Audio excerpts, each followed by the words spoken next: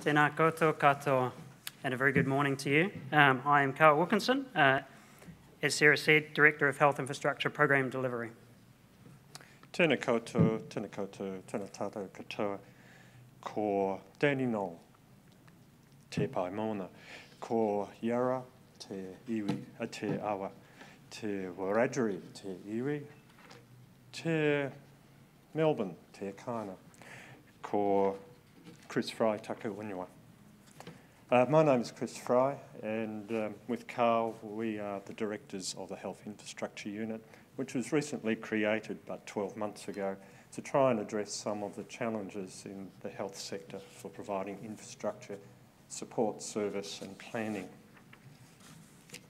I'd like to say first off, thank you for investing all your time with us so that we can learn, share and understand what needs to be done together.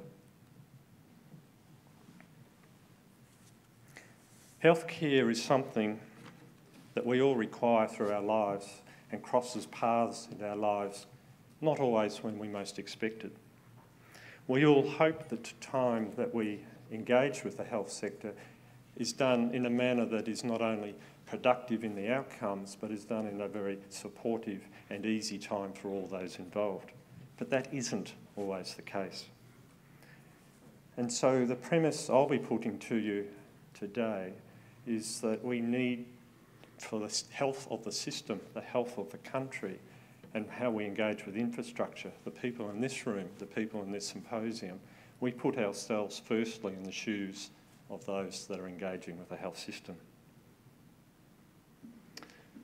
People, all of us in this room, or indeed whānau that we know, will have serious engagements with the health system sometime through the journey of their life. It could be like needing a heart transplant. It could be handling the challenges and the rigours of cancer treatment, or in fact a car accident that puts them in hospital, and sometimes for a very long period of time. As I said, everyone in this room has whānau, or indeed themselves, touched in this way. But also reflect that engaging with hospitals and the infrastructure and the people that support the service care can also be a time of joy. A joy related to birth of children, the joy of becoming well again after periods of long illness or accident or pain. But whatever the scenario, the outcome for the people is driven by the service of the care we provide and is driven for the people. The community should be proud and they should be confident of the service that they can expect and get delivered, and indeed of the infrastructure that supports it. And I make that point consistently, that the infrastructure is important, but it is the enabler for the outcomes, not for the infrastructure itself. So today we're going to share with you our views from the Health Infrastructure Unit on what we are looking to do differently to support the health infrastructure and the delivery of health service in this country. And it's based around three premises. The first one is it needs to be people-centric. We need to be looking more and more at the core of service planning, and it needs to be future-focused.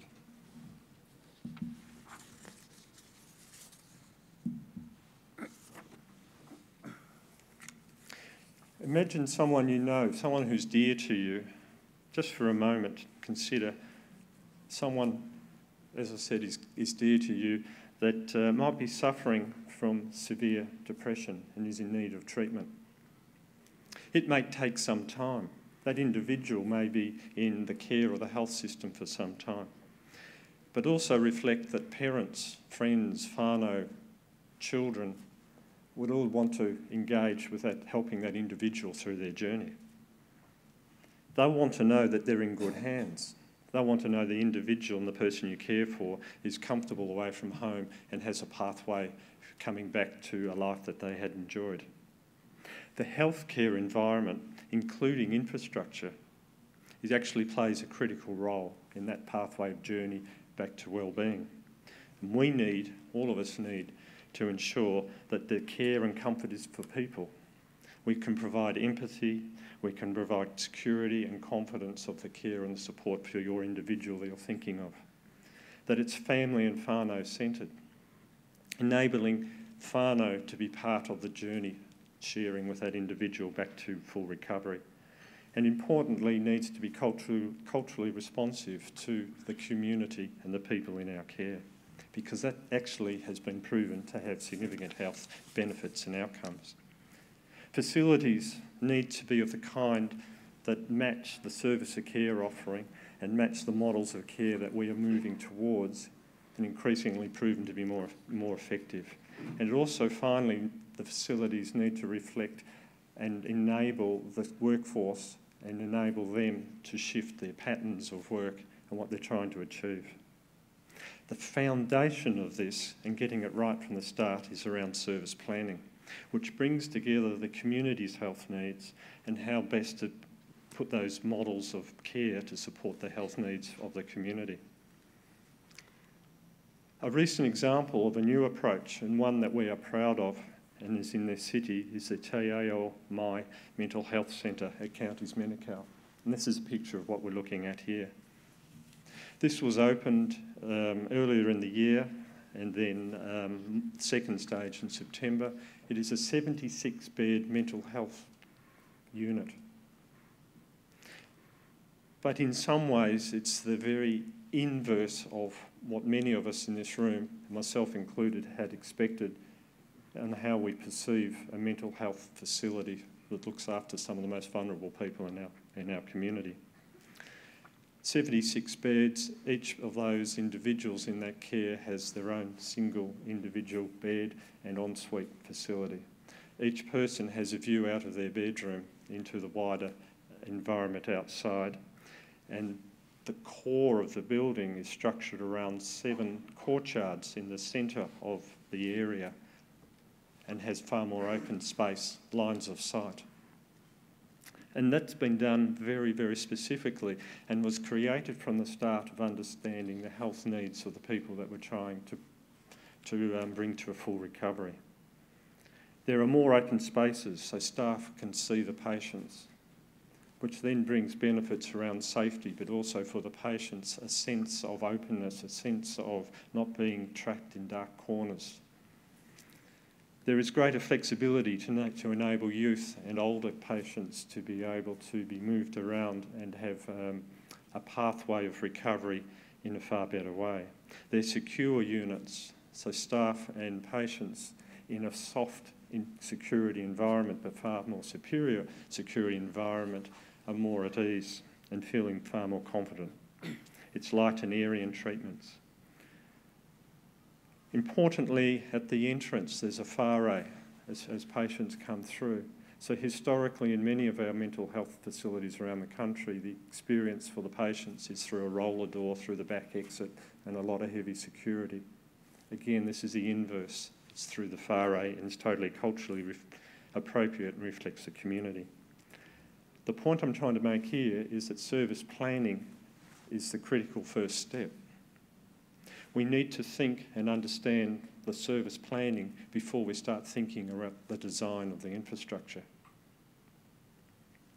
The infrastructure is important. It's one we're very proud of, the infrastructure, but it is not the end in itself, but its primary aim of infrastructure is to enable the outcomes for the people.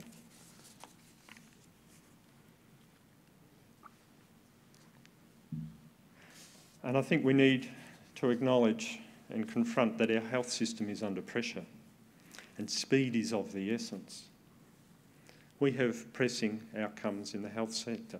We have a very strong, well-developed public health sector that we should and need to recognise and be proud of.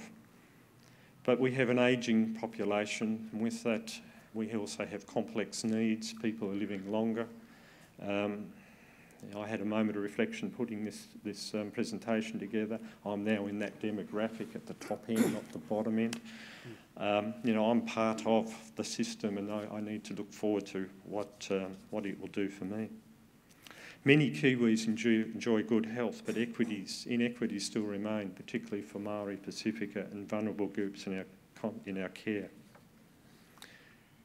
Importantly, the state of our health capital is such that our infrastructure also needs to support the health system, and our infrastructure is equally under stress. As mentioned earlier by Sarah, in June this year we released for the very first time a study of the state of our key infrastructure, our health infrastructure across the country. That was the National Asset Management Plan. And it looked at the holistic view of what is the current status for our current need of our system. And what it found is about $14 billion of infrastructure for supporting the health system is required for current needs right now. So there is much work to be done. We must maintain the momentum and we must push forward that momentum, but it needs to be done in a balanced way. And it needs to be premised on strategic planning, strategic long-term service planning, so we make the right decisions, so money is spent in the right places for the next generations to come. It needs to be founded on a people-centric view.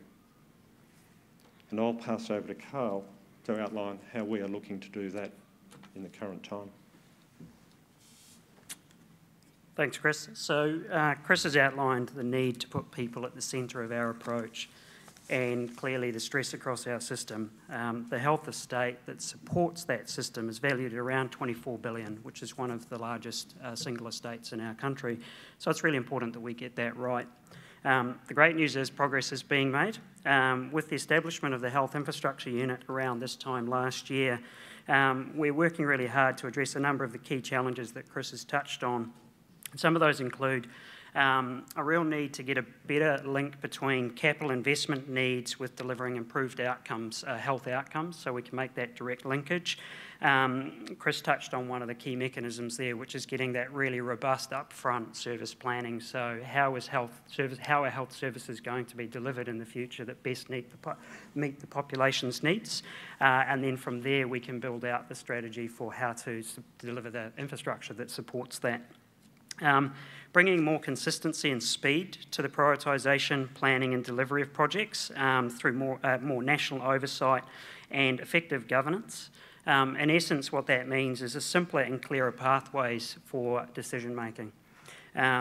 It's quite a devolved system, and so with a number of different entities all involved in that decision making at the moment, it does take time, and we think there's some work that can be done there, and we're progressing that. Building central capability to support the planning and delivery of projects through national standards and approaches to health service planning and delivery.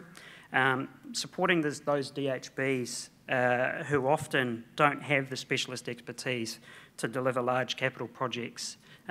District Health Board's primary objective is to deliver health services for their community, and some or many of them haven't delivered or won't have delivered in this generation a major capital project. So our goal in the work that we're doing is to build centralised capability and capacity there that we can support those DHBs with that. And critically, this is not just about replacing facilities like for like. So as Chris mentioned, the $14 billion number reflects if we were to wave our magic wand and replace the infrastructure today, that's what we would need. But we're looking to the future. We need to do things better and smarter and ensure that we take that future into account. So what have we got at the moment? Committed investment to date is around $4.7 billion is our active pipeline of projects. That includes projects you would have heard yesterday, New Dunedin Hospital, New Zealand's largest vertical build project ever, and certainly our largest hospital build project. Recently completed Te Nikau Hospital on the West Coast, Christchurch Hospital Waipapa. I'll talk about that a little bit later, but I'm delighted that that's open to the public this week, which putting people at the centre is why we're all here. We've also got the next phase of Taranaki Base Hospital, $300 million upgrade there, and $300 million investment through the New Zealand Upgrade Program, which is progressing through, as well as a number of key projects across this northern region and right across Aotearoa. This is the start of a long program to restore and rebuild health infrastructure, which the Ministry's Health Infrastructure Unit, in partnership with the District Health Boards, is progressing. One key area just to touch on here is a focus in mental health. Over $400 million has been invested in upgrading mental health and addiction facilities across the country Chris touched on one of those, and I'd like to acknowledge the really hard work and the vision of Counties Manukau DHB that led that project and delivered it. There are 16 projects currently being progressed under the mental health program, and we're piloting a new model of support and delivery for these. Not surprisingly, most of these projects have similar problems and are seeking similar outcomes, so it stands to reason that bringing those together and sharing and learning collectively to deliver those will be more efficient and a more effective way of doing it. We're leveraging our expertise in the HIU and wider, applying a nationwide lens and working more closely with those district health boards to support their planning and project delivery. Quicker delivery of fit-for-purpose mental health facilities makes a massive difference to our clients, our whānau and our staff. And as you saw earlier, they support more contemporary models of care that provide more therapeutic environment and ultimately support people to get well and stay well. So in partnerships, this is clearly a massive task. And clearly, we can't do this alone. We need the support of the sector and the industry to make this happen and keep it moving at pace. This requires strong partnerships built on understanding of the challenges that we're all facing, and that requires relationships and communication. We're working to build these partnerships through, for example, the construction sector in CORD and our involvement there, leading market sounding and construction sector engagement through the Dunedin Hospital project earlier this year, to bring forward construction expertise into the early phases of design and cement those relationships and commitment with the local workforce, the national workforce that we need to deliver this program. We've worked with MB to stand up Workforce Central Dunedin, and we're driving hard to support the engagement and upskilling of future industry capability in schools. We heard some about that last night. This is now extending to programs with Otago Polytechnic and local schools in the Dunedin area. We're test bedding an induction approach for our entire project that pushes far beyond the typical. Workforce Central promotes open opportunity for upskilling of literacy, and really importantly, we've identified for this project as a digital hospital of the future, digital skills for that workforce that will deliver the project, and equally personal resistance. I'm really proud of the mahi and commitment from our team. Special mention to Andy Cohen, who I see is here today, from MB and the Mates in Construction team for really pushing forward on this really important piece of work. We're also connecting across other agencies here and abroad to share the tools, lessons, and most importantly, the relationships that will underpin these partnerships in getting this right. Ross from Infocom touched yesterday on some of the work that we've started with Infocom in this space too.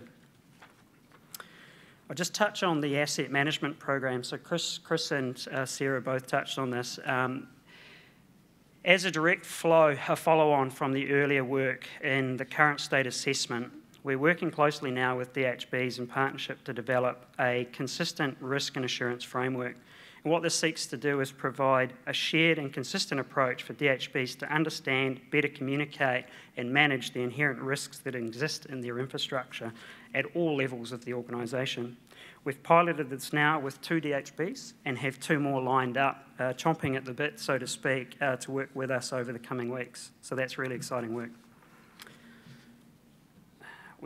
We couldn't stand here as a Ministry of Health without mentioning COVID, could we? So that brings me to the future. Many or most of you will recognise this scene here on the screen. It has been a time of uncertainty, and it's been an emotional time. This global pandemic has highlighted our collective need as a population to be agile, maintain resilience, and focus on the opportunities. And I believe that it has also brought out the best in us and shown our readiness to work in unity. How can we make the most of this disruption? Well, we're proposing that we leverage those learnings and we build these into our approach going forward. In our health system, as an example, phone and video health consults became commonplace through the COVID lockdown. Just a few basic stats. So pre-lockdown, we had 7 DHBs that averaged total around 250 video consults per week in total. During lockdown, this jumped to over 2,000 video consults per week across 12 DHBs. There are 20 DHBs in total. That's a 700% increase within the space of a few days in phone and video consults. Post-lockdown, that's now settled back to about 870, and the important thing is the uptake is lifted to 16. Now, clearly, video consults won't displace in-person consults and care in all cases, but it does demonstrate that there is a pathway for a role in technology in shifting the way that health is delivered. Critically, these lessons will not just be about building bigger, shinier and faster. It's about aligning and driving future shifts in health services, like bringing services closer to the people, or making services mobile, or leveraging technology that will underpin the health system response. And one example there is the announcement and development of linear accelerators across the regional areas of the hospital that we know are going to save people a 4-hour round trip for their healthcare because it brings it closer to them. So in closing, planning our hospitals around people is going to need to involve the engagement with people, communities, our health workforce, and the infrastructure sector, everyone in this room. We're underway, we're making good progress, and there's work to be done. A representation of where we're heading is the new Waipapa building at Christchurch Hospital, which opened, as I mentioned earlier, this week, and I'm extremely proud of the entire team involved and the partnerships that made this happen. This provides a place of community connection, healing, and enduring relationships. A tangible or tactile example and a constant reminder of that connection with the community is the centrepiece that you see on the screen here, and the timber panelling, which was crafted by local craftspeople and recovered and from timber recovered from the actual site. I hope you'll agree it's a huge step forward from the sterile institutional hospital environments of our past and creates an environment that will encourage and promote people to seek health where it's needed. This will be a great place for the Canterbury community to receive treatment and heal that instills confidence, trust through whatever the future may bring. And this future is likely to include greater investment in digital infrastructure alongside physical infrastructure and in community-based facilities, not just large hospitals. Thanks for your attention, and we look forward to the discussion that follows.